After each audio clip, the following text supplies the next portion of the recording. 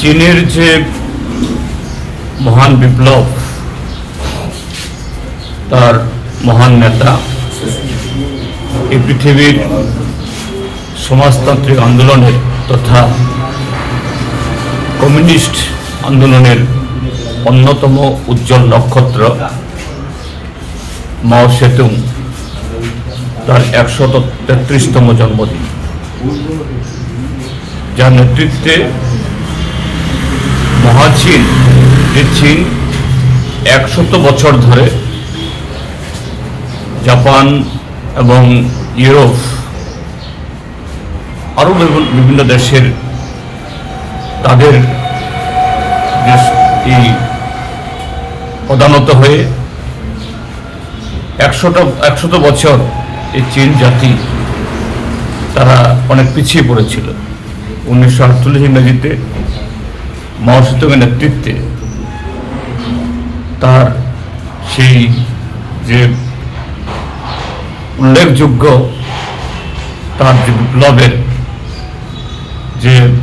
যেটাকে বলা হয় যে লং মার্চ, তার মধ্য দেশে দেশের কৃষক, শ্রমিক, সমস্ত মানুষকে ঐক্যবদ্ধ করে সমাজতন্ত্র কায়েম করেছে এবং সেই চীন সমাজতন্ত্র আজ পৃথিবীর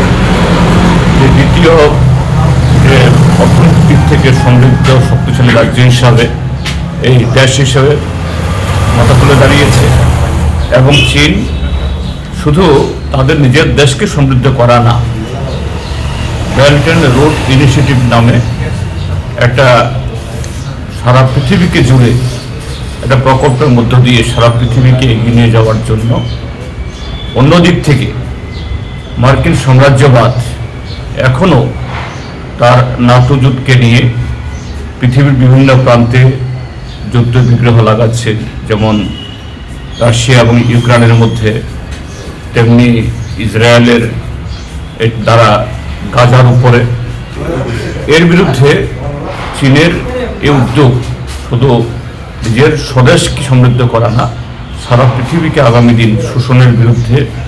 এবং অন্যদিক থেকে যে শান্তি এবং গণতন্ত্রের জন্য এগিয়ে যাচ্ছে। আমরা ভারতের কমিউনিস্ট পার্টি মার্ক্সবাদী ত্রিপুরাজ্য কমিটি তার এই যে অমলিন অবদান আমরা স্মরণ করছি এবং চীনের জনগণের সে অভিজ্ঞতাকে ভিত্তি করে আমাদের দেশেও, এখন আমাদের দেশ ভারতবর্ষ পৃথিবীর প্রথম বা এই 1 নম্বর জনসংখ্যার দেশ, এই দেশেও আমাদের যে সমস্যা, শোষণের হাত থেকে জনগণকে বেড়ে নিয়ে আসা, আমরা সেই অভিজ্ঞতা আমাদের ভারতবর্ষের নিজস্ব বৈশিষ্ট্য প্রদানে কীভাবে আমরা সমাধান করতে পারি সেই অনুপ্রেরণা গ্রহণ করি। আমাদের পার্টির তরফ থেকে এই চীনের এই বিপ্লবের মহান নেতা কমরেড মাও জেদুংয়ের প্রতি গভীর শ্রদ্ধা জ্ঞাপন করছি।